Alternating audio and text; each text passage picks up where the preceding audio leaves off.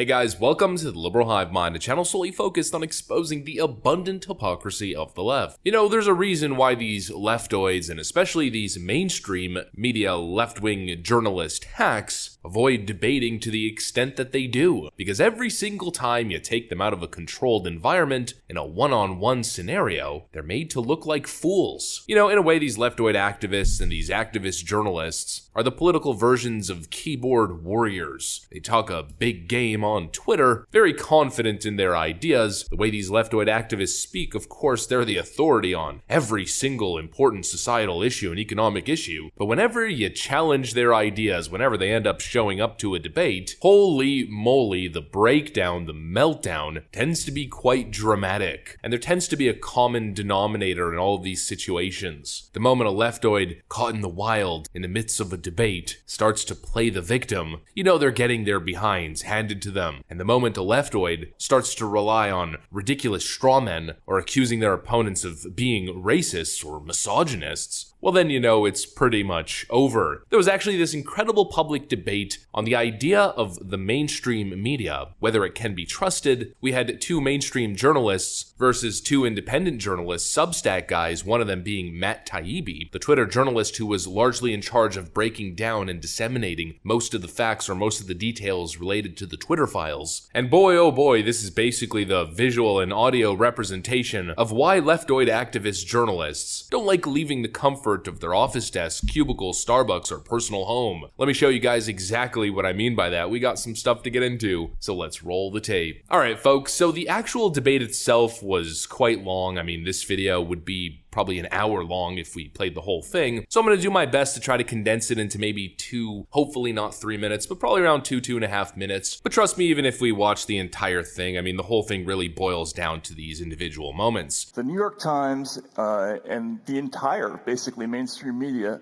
spent years following a fake story about Donald Trump being in league with Vladimir Putin to fix the 2016 election.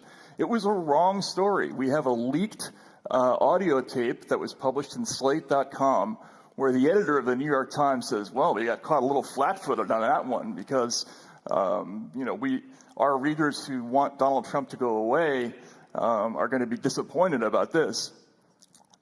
He says, we built our entire newsroom around one story, and they got it wrong. No serious journalist that I know looked at that story and didn't have qualms about it. I was greatly amused by the affection Matt Taibbi has for the age of Walter Cronkite, which he seemed to hold up as a kind of golden moment. In that moment, the mainstream media was populated entirely by white men from elite schools. Why you would have had such affection and say that's the gold standard, and we should trust the mainstream media precisely at the moment when the mainstream media is least representative, is really puzzling to me. I would point out that at the height of Walter Cronkite's reign in American media, neither people like Michelle and I wouldn't have been on the stage. 20 minutes later. Words fail me when somebody, when it presented with a critique of his rather idiosyncratic position on Walter Cronkite, comes back and says, oh, no, there's more to my great love of this man. The other thing that struck me, I just wanted to make a short list of the people who were not spoken to by journalists in the 1950s and 60s. And you may want to add some, if I miss some, black people, women, poor people, gay people, people with mildly left-wing views. I mean, Malcolm, you did a little nasty jab there, I noticed, at Matt, by trying to pretend that Matt Taibbi is desperate for the era of white men in broadcasting. It takes a certain chutzpah to make that claim, but I don't see any reason why that is the case with Matt. I don't think that you are hankering desperately for a world of white news presenters. We've only just met, but you didn't give off that vibe to me. A few moments later. I was astonished to listen as Matt Taibbi doubled down on his defense of Walter Cronkite. I feel like there should be a giant picture of Walter Cronkite behind And he said, the most incredible quote was, Walter Cronkite, the era of that era in journalism was distinguished by journalists, quote, making the effort to talk to everybody. Now, he's talking about the 1950s and 60s. Are you serious? This is torture. You're torturing me and everyone else watching. Wait. It's so strange hearing you debate, Malcolm, because you listen to nothing that your opponents say. It's quite extraordinary. I've met it before, but never quite so badly as it occurs in you. You keep saying things that neither of us have said, and then you try to pathologize what we say. You decide to say things like, oh, it's a conspiracy theory. If it comes from this side, it's a conspiracy theory. You see, we don't do our research. We're just conspiracy theorists. Apparently mild dose of it, he says, in his excellent medical-like analysis of his opponents. We just have a mild dose. No, Malcolm, why don't you listen to what comes out of our mouths and try to learn something from it, as I am with you this evening? 12 seconds later. Here's what I think the debate boils down to, and that is that our opponents believe that the mainstream media they're concerned that the mainstream media, to the extent that they have told us what it is filled with people who don't think like they do, and that fact makes them uncomfortable. What? Bro, what are you talking about, man? So what would restore the trust of Matt and Doug in the mainstream media? And I think with Matt, the answer is obvious. He would like, if the world resembled 1955 again, that would fill him with joy.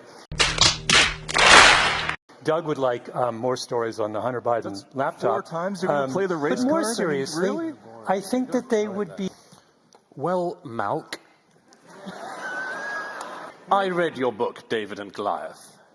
The chapter on Northern Ireland is more filled with inaccuracies than any other chapter in a non-fiction book I have read. You didn't know that the Provisional IRA were responsible for 60% of the deaths in the Troubles. There were basic things you just didn't know, Malcolm. No. I'm sorry, it's not my fault, it's yours. And your fact-checkers.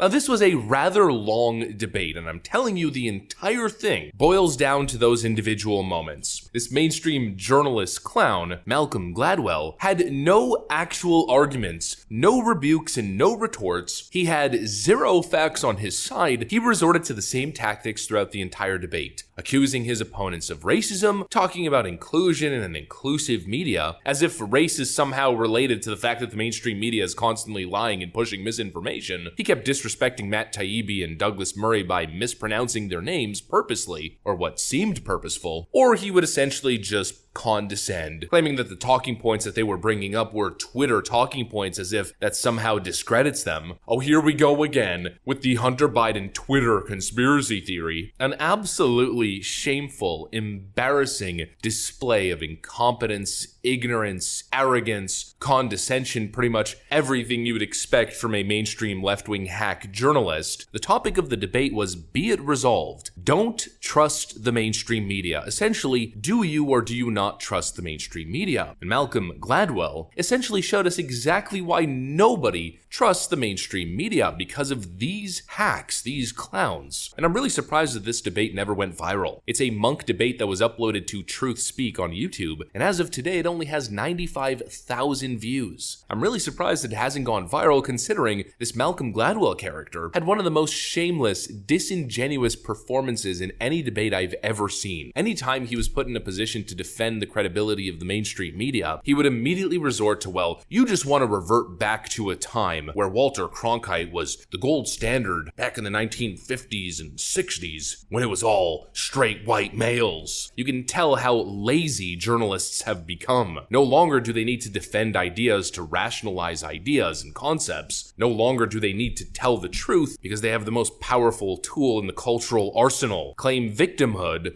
diversity, and racism. Play the race card, and game over, you win. Well, not exactly. The most interesting part, and probably the best best part of this whole Monk debate is the results. At the start of the debate, the crowd was polled, and here were the initial results. 48% voted in favor and 52% voted against, meaning 52% voted stating that they in fact trust the mainstream media, and 48% voted that be it resolved, you should not trust the mainstream media. After Malcolm Gladwell's shameful performance, this was the result. Let's see what happened over the last 90 minutes. Did either team of these debaters swing opinion one way or another? There we go. 67% in favor of the motion, 33% opposed. The vote shifted so spectacularly to 67% voting in favor of not trusting the mainstream media and 33% voting in trusting, representing a 39% switch to the pro side, which apparently is the biggest switch in Monk debate history. Now I could go on and on analyzing this individual's shameful demeanor, his despicable, dishonest practices, but you guys get it. It's like a joke. You don't gotta explain it. You saw who this guy is, the straw man, the racism accusations, projecting assumptions onto his opponents, never actually dealing with facts, which is what journalists are supposed to do, by the way. And it shows you that that's the current state of the mainstream media, not dealing with facts, rather cultish ideology ruling and prevailing. It's the Brian Stelter phenomenon. You guys are obviously smart enough to observe and see it yourself. You see it for what it is. And I just thought you guys would enjoy this one, and I'm sure you did. Of course, if you did enjoy it, make sure to leave a like and possibly subscribe to the channel. Thanks for watching, friends, and I'll see you on the next one.